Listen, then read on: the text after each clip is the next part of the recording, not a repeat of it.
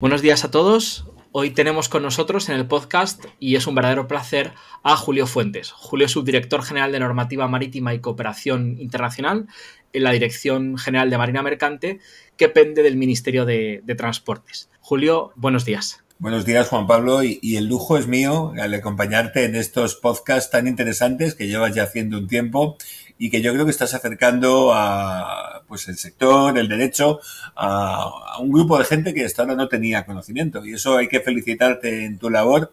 Y mira, que me hayas invitado, pues es un lujo. Pues muchísimas gracias, porque bueno, esa es un poco la intención, el llevar un poco el derecho marítimo, que como digo es una rama muy desconocida, que apenas se da en las universidades, pues llevarlo un poco a la gente que esté interesada, ¿no?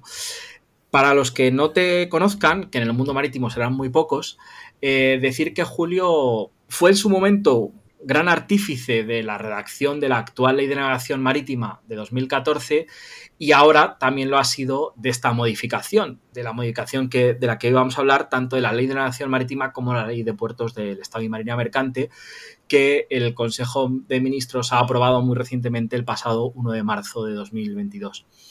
Julio, yo te quería preguntar, en primer lugar, ¿cómo es el proceso de elaboración de una modificación legislativa de este calado? Es decir, desde que alguien, y también que nos cuentes quién es ese alguien o esas personas, deciden que hay que modificar una ley, pues cómo es, qué informes se reciben, con qué asociaciones os reunís, etcétera. No tanto el trámite parlamentario, sino más un poco los entresijos de cómo es una modificación de este tipo. Pues, Juan Pablo, partimos en principio de que en España la legislación marítima está, digamos, bien concentrada en dos leyes. Ley de Navegación Marítima y texto refundido de Ley de Puertos del Estado y Marina Mercante.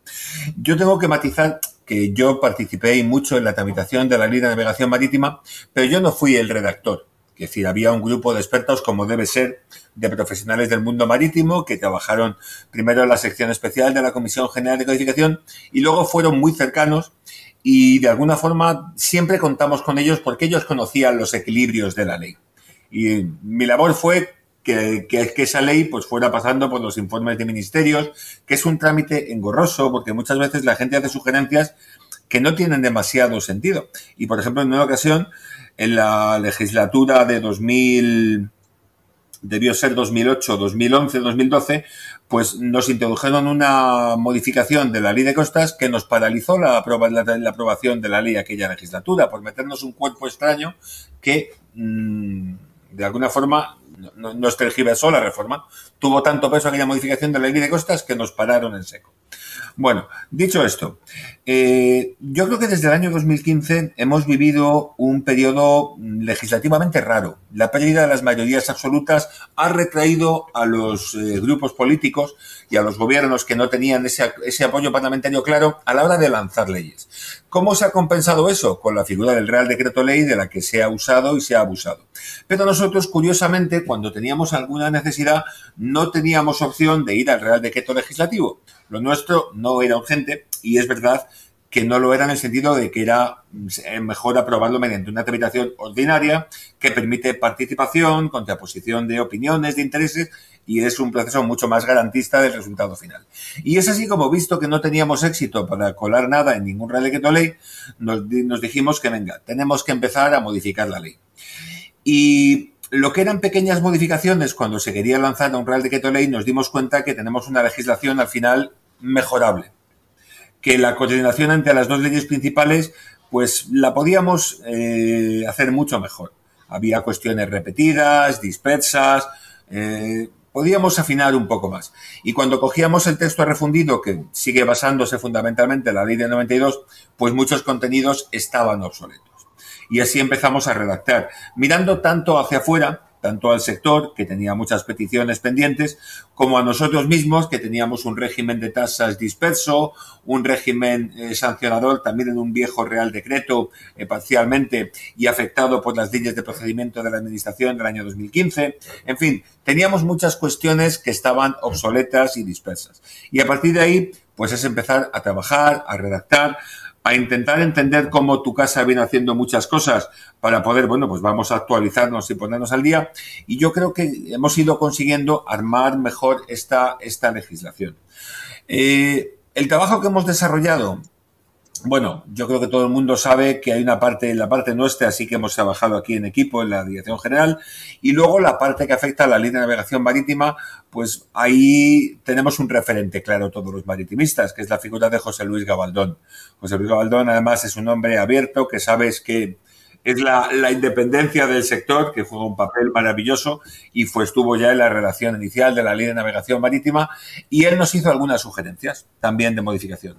Hemos cogido muchas, hemos dejado algunas que nos parecían que nos complicaban con otros ministerios, como era el tema de excluir de la acción directa en el seguro de responsabilidad a los P&I. Lo hemos dejado, ahí está. No vamos a meternos, el tema del Prestige todavía colea.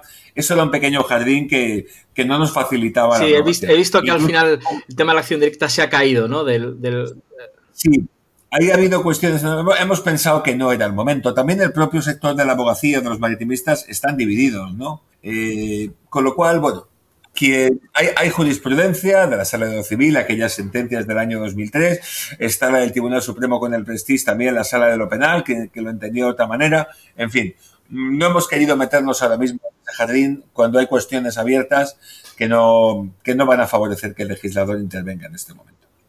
Y a partir de ahí ha sido escuchar. Todo la ley, también hay que ver que las leyes deben tener una duración en el tiempo, pero en los tiempos que corren, y más en el ámbito marítimo, yo creo que es bueno que pensemos que cada 5, 8, 10 años será bueno que renovemos nuestra legislación puntualmente y la retoquemos en aquellos aspectos de una manera, sobre todo, ordenada. Y al final es lo que el sector ha entendido, que esta es una ocasión que no se va a repetir a corto plazo fácilmente y vamos a ver qué debemos arreglar de nuestra legislación para que tengamos unos años que la ley siga siendo una palanca para el sector y no un cuerpo extraño o casi a sortear para trabajar. Y es lo que hemos intentado. La consulta pública fue multitudinaria, se esperaban muchas cosas del ámbito de los puertos del Estado, quizá demasiadas, lo cual en un principio retrajo a puertos de incluirse en esta reforma. Después, con la audiencia pública, viendo ya un texto que únicamente afectaba a la marina mercante y a la navegación marítima, fue un poquito más ordenada, pero bueno, el sector también nos hizo muchas sugerencias, planteó muchas cosas. Un tema que finalmente también se cayó fue la modificación del 468 de la Ley de Navegación Marítima, porque nos pareció que era complicado. La norma más o menos está ahí, permite una lucha razonable por la jurisdicción, pero nos dio miedo ir más allá, incluso recoger la propuesta del profesor Gabaldón, que la propia Asociación de Derecho Marítimo no estaba del todo de acuerdo con la misma. En fin, dijo, bueno, vamos a dejarlo, que nos puede plantear problemas. Y así avanzamos. Finalmente, Puertos se sumó con una reforma limitada a esta modificación legislativa, lo que nos obligó a dar el pasado mes de diciembre una nueva audiencia que también ha sido multitudinaria. Ha habido muchas observaciones y que la hemos atendido. Y ahora ya por fin hemos podido comenzar la fase, digamos, gubernamental. Se ha elevado ya al Consejo de Ministros, que el pasado martes le ha dado el visto bueno, para que pidamos informe formal a otros ministerios. Hay temas de política territorial, de Hacienda y Función Pública. Hay temas que el Ministerio de Transición Ecológica también los querrá ver. Defensa, con la Armada, siempre es un ministerio que está pendiente de estos temas y que con la Ley de Navegación y otras aportaciones interesantes. Y bueno, luego también el Consejo General del Poder Judicial, al afectar a temas de la Ley de Navegación, mercantil y procesal. Y también el Consejo General del Notariado, por ese nuevo expediente de abandono de buques que recae sobre los notarios y que ojalá sea una ocasión para que nos hagan aportaciones que permitan mejorar la operatividad de ese título 10º de la Ley de Navegación Marítima, de la jurisdicción voluntaria en este ámbito. Con lo cual, al final, hemos intentado concentrar desde aquí cómo redactar la reforma, recibiendo muchas aportaciones y siguiendo abierto. ¿Reuniones importantes? Yo creo que la Asociación de Derecho Marítimo es puntera, por supuesto lo es ANAVE. ANEN también ha estado ahí haciéndonos aportaciones. Y luego, pues, la verdad es que tenemos las puertas abiertas a todo el mundo. Hemos recibido sugerencias particulares. A veces incluso son funcionarios de la Dirección General de la Marina Mercante que están de inspectores en alguna capitanía perdida y se acuerdan de algún tema que no funciona bien y nos han hecho sugerencias que hemos introducido. Con lo cual, como ves, es un procedimiento abierto, pero que tenemos que intentar que no se nos disperse ni pierda la coherencia que requiere la ley, ¿no? Que tengamos leyes de calidad, que den seguridad jurídica y que apoyen al sector. Julio, muchas gracias por este magnífico panorama que nos has dado. No, muy interesante. Justo, además te quería preguntar, y ya lo has resuelto un poco, cómo es en concreto la participación de la Asociación Española de Derecho Marítimo, que tú y yo tanto conocemos. Bueno, y ya me has mencionado pues que ha sido un poco también activa, ¿no? Una asociación activa en esta redacción. Y quería también que nos hablases ahora un poco de cuáles son las principales novedades. Es decir, ya hemos llegado hasta aquí. Bueno, pues ahora, ¿cuáles son? Bueno, si nos dividimos un poco en bloques, si comenzamos hablando de nosotros, de la Administración Marítima, ¿qué hemos intentado? Bueno, pues ordenarnos mejor. Vamos a ver si conseguimos que los registros marítimos, funcionen mejor, que las bajas de un buque, que a veces nos llaman los despachos apurados, que no llegan a tiempo y que tienen 45 días, se produzcan con más agilidad, en 30 días. Que el régimen de despacho ya no sea simplemente un régimen de autorización, sino que podamos pasar y lo tengamos reconocido legalmente a las declaraciones responsables de las leyes de procedimiento administrativo. Simplificar la gestión de las tasas de la marina mercante. Todo va a un régimen de autoliquidación. Todo se va a hacer con carácter previo a la prestación de la administración, porque ahora mismo hay un cierto batiburrillo, actuaciones que se liquidan después, buques extranjeros que se van sin pagar. En fin, tenemos ahí nuestra picaresca del sector. Ha habido peticiones también del sector, lógicamente. Por ejemplo, ANAVE nos trasladó cómo la patente de navegación es un documento extraño a la navegación internacional, y en muchos puertos al naviero español, cuando presenta su patente de navegación, dicen, ¿esto qué es? Con lo cual lo hemos sustituido por ese registro de certificado de registro que queremos emitir tanto en español como en inglés y que facilite la navegación. Luego ha habido novedades que creíamos que no podíamos permanecer ajenos, como son los buques autopropulsados o sin tripulación, una realidad que ahí está. Que bueno, ojalá nunca sean buques vacíos y siempre hay una tripulación de seguridad a bordo, pero es una realidad que está ahí y que tenemos que sujetar a las normas generales de navegación, prever algunas cautelas, prever ese operador a distancia qué papel va a cumplir. Queríamos armarnos también frente a lo que ha sido la nueva realidad del COVID, lo que pueden ser los ciberataques, y ahí, porque nos hemos dado cuenta, bueno, en la práctica lo difícil que es elevar decisiones hacia arriba que son urgentes. Lo vimos en el COVID. Oye, cierre de puertos a cruceros. Oye, pues siempre con válvulas de seguridad, como son las emergencias y las cuestiones humanitarias, pero hay decisiones que tenemos que asumir la responsabilidad si queremos tomarlas a tiempo. Subirlas es dar muchas explicaciones, además, a un responsable que está por encima de nosotros, pero que no tiene ese contacto con la realidad que sí que tiene la Dirección General de la Marina Mercante. Por ejemplo, la náutica de recreo también se le ha dado se ha dado un título del que hasta ahora carecía. Se ha ordenado mucho mejor, entre otras cosas, esa regulación que ahora está en el abanderamiento de lo que es la navegación de recreo está dentro de la regulación de las navegaciones generales en el artículo 9 del texto refundido. Se aclara que un buque de recreo es un buque civil, no mercante, ya dicho de manera expresa en la ley. Intentamos que las normas de seguridad también sean claras para todas las embarcaciones de recreo que naveguen en aguas españolas. El tema de los seguros. Tuvimos hace poco el caso de ese barquito, esa embarcación de un inglés abandonada en una playa de Málaga. Bueno, pues el coste para esa semana han sido 100.000 euros. Un coste absolutamente desproporcionado. Las embarcaciones españolas con carácter general tienen la remoción, pero los extranjeros no lo tienen y nos ocasionan estos problemas. Queremos que se normalice, que se homogenice esta situación. Ese fichero de información de embarcaciones de recreo que perseguía tanto la Guardia Civil como el sector, pues nos ha parecido una buena idea que al final nos sirve para trabajar de una manera mucho más cooperativa, dando acceso también a instalaciones náuticas, autoridades portuarias, esa información, incluyendo no solamente información de seguros, sino también de seguridad de estas embarcaciones, de forma que una instalación pueda constatar que una embarcación que tiene en sus instalaciones no es simplemente que no esté asegurada o que haya dejado de pagar, es que ha desatendido sus obligaciones de seguridad, no ha pasado sus inspecciones, etcétera, y acaba siendo un peligro. O sea, si contaminamos una playa, pues tenemos un problema también medioambiental, ¿no? Ya no simplemente ocupación de un espacio público, sino que las cosas, cuando se dejan, se van a agravar. Con lo cual, queremos también ir a abrir espacios de colaboración entre nosotros, instalaciones náuticas, en los propios sectores, que son los más interesados en que todo funcione bien y que el mar sea un lugar de encuentro, en su caso de esparcimiento para este tipo de navegación, y que respete, por supuesto, la navegación de recreo.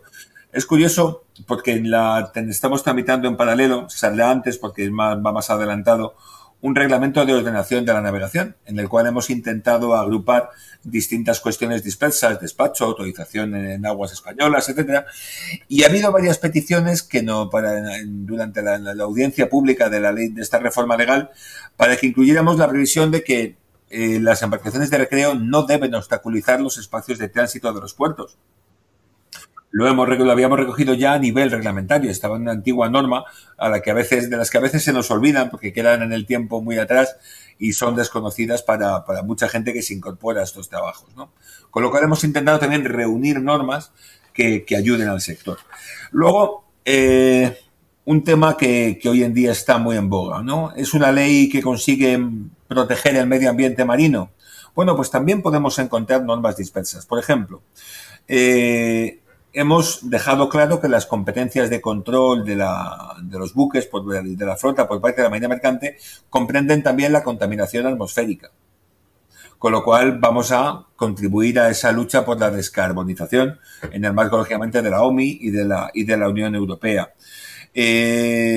Incluso el expediente de abandono de buques también va en esa línea. Al final resuelve problemas a todos nosotros.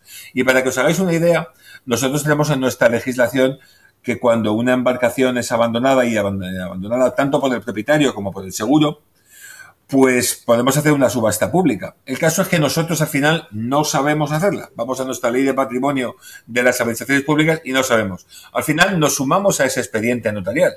Nos va a ser más sencillo esa embarcación que ha sido abandonada pedirle al notario que la subaste, que se cubran los gastos del procedimiento de venta, que se cubran los daños ocasionados y que se reparte entre deudores y lo que quede para el titular, o acreedores, mejor dicho, las deudas y quede en manos del titular el sobrante. Pero intentar ser más ágiles en todo esto. Y luego, también yo creo que de lo que he dicho queda claro que somos una administración bastante abierta, ¿no? El director general creo que abre las puertas a todo el que quiere y el resto de la casa también. Y ahora creamos ese comité asesor marítimo que viene a sustituir en el ámbito del salvamento a algo que no ha funcionado, que es esa Comisión Nacional de Salvamento Marítimo. Y para cubrir no solamente la cooperación en el área de salvamento con aquellas comunidades autónomas que pongan medios, que no son muchas, básicamente Galicia, pero para coordinarnos mejor con otros ministerios, coordinarnos mejor con las comunidades autónomas y también con el sector.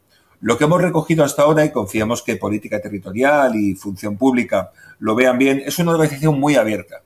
En atención al problema de que se trate en cada caso, vamos a intentar que sean ellos quienes vengan y con quienes colaboremos en cada caso. Una manera abierta, flexible y buscando que la solución que adoptemos se haga con la máxima audiencia, con la máxima participación, para tener en cuenta todos los intereses. Incluso me acuerdo cuando hablo de esto de las cartas de garantía, ¿no? Tan polémicas, si las aceptamos, no las aceptamos. Pero como dice mi director, muchas veces no hay otra cosa que una carta de garantía. Y en muchas ocasiones se han tenido aquí y han funcionado. Con lo cual, podemos ponernos muy rígidos, querer que el naviero deposite su fianza un domingo si hace falta, pero las cosas muchas veces no son tan sencillas. Y el sector, si tiene medios, vamos a intentar adaptarnos y poder atenderlo correctamente. Luego, en la Ley de Navegación Marítima hay modificaciones que también de alguna forma venían siendo solicitadas por el sector. El tema, hemos creado nuevos créditos privilegiados, suministradores, reparadores, consignatarios. Un privilegio nacional que también ya hemos tenido alguna llamada. No queremos que interfiera la legislación concursal, no se trata de cambiar el orden de prelación en un concurso, pero sí de dotarles de los instrumentos que contiene la ley para que ellos puedan instar el embargo preventivo de un buque cuando sobre todo un barco extranjero, que es con los que surgen estos problemas, se vaya sin abonarles la factura correspondiente. La Asociación de Derecho Marítimo también venía poniendo de manifiesto que la garantía mínima que se pide para el embargo preventivo es excesiva. Hemos buscado una solución de alguna forma salomónica, una regla general de bajar del 15 al 5% de la deuda reclamada el importe de la garantía, pero también al propietario o armador del buque que se embarga pedirle que justifique que ese importe se queda pequeño en atención a costes en el puerto, fletes que tenga contratados, etcétera, etcétera. Buscar también una solución que nos haga una jurisdicción más atractiva. Luego incluso, bueno, pues cuestiones que han ido surgiendo, ¿no? Por ejemplo, con la última reunión de la asociación en la que participamos tantos amigos, ¿no? Se plantearon temas como, bueno, y la constitución del fondo de garantía nosotros la tenemos prevista para procedimientos judiciales y administrativos. ¿Lo tenemos previsto para un arbitraje? No. Eso es lo que nos pasa cuando los subdirectores hacemos tesis, que nos metemos en jardines. Y al final, pues por ejemplo, lo vamos a aclarar, que también para un procedimiento arbitral se va a poder instar ante un juez de lo mercantil la constitución del fondo. Con lo cual, al final la norma, digamos que tiene dos partes, cuestiones que son más de calado y que obligan a reformas completas de regulación, sancionador, tasas, nuestros registros, y otras puntuales que vamos intentando insertar piececitas que podemos mejorar de nuestra legislación para dar un marco más seguro y más competitivo en este ámbito abierto que es la navegación marítima. Julio, muchísimas gracias. Y solo ya una pregunta para acabar y, bueno, si quieres, un poco preguntarte tu opinión personal. Hemos coincidido en estos últimos años en el grupo de trabajo sexto de UNCITRAL con la elaboración del convenio de venta judicial de buques, dado que parece que ya está finalizado y ya se va a someter a la Asamblea General de las Naciones Unidas. Si nos quieres dar tu opinión, ¿cómo has visto este proceso y qué futuro le deparas a este convenio de venta judicial de buques? Porque te lo he preguntado a raíz de que has justo mencionado y me he acordado de la venta judicial. Bueno, pues también fue un gusto coincidir contigo en aquella reunión de Nueva York del año 2019. Y bueno, la verdad es que para mí ha sido una novedad. Yo no conocía esos procesos y ha sido realmente interesante, sobre todo ver la contraposición entre un mundo marítimo que tenía muy claro lo que necesitaba y un poco los paracaidistas de distintos países que tenían sus pequeñas cositas, sus pequeños apaños, a veces incluso veía sus pequeños egos de esto me gustaría que fuera como digo yo, ¿no? Sí, siempre. Y han sido debates muy interesantes. Nosotros lo apoyamos desde el principio porque nos encontramos con un convenio que traslada lo que tenemos regulado en la ley de navegación a nivel interno al ámbito internacional y que ciertamente consideramos que es necesario, en el sentido de que un buque es un bien con un valor importante y el hecho de que se deprecie por sucesivos embargos, que haya esa inseguridad jurídica, perturba mucho la navegación marítima. Lo suyo es que una vez que se ha embargado por deudas y se ha vendido, ese buque esté limpio, como el clean title que hemos oído hablar tanto estos meses, estos años ya, pues este navegue con seguridad jurídica para todos, para su propietario, para quienes contratan sus fletamentos, para todo el sector. En definitiva, es una cadena. Yo creo que la norma, sí va a llegar a buen puerto. Y bueno, las entradas en vigor sabemos que no son fáciles en el mundo marítimo, que a veces nos estamos hablando de años, pero bueno, había que empezar. Y yo creo que estamos en ese camino de que el convenio llegue a buen puerto. Pues Julio, muchísimas gracias. Efectivamente, como tú dices, en el mundo marítimo las entradas en vigor de las normas no son siempre fáciles. De hecho, que se lo digan las reglas de Rotterdam, que ahí siguen. Pues nada, agradecerte de nuevo el haber estado con nosotros en este podcast. Así que Julio, muchísimas gracias. A ti, Juan Pablo, muchas gracias y mucho ánimo con este trabajo tan interesante que estás haciendo. Muchas gracias. Pues concluimos aquí este episodio. Espero que os haya parecido interesante. Muchas gracias por vuestra escucha y nos vemos la próxima semana en el podcast sobre Derecho Marítimo.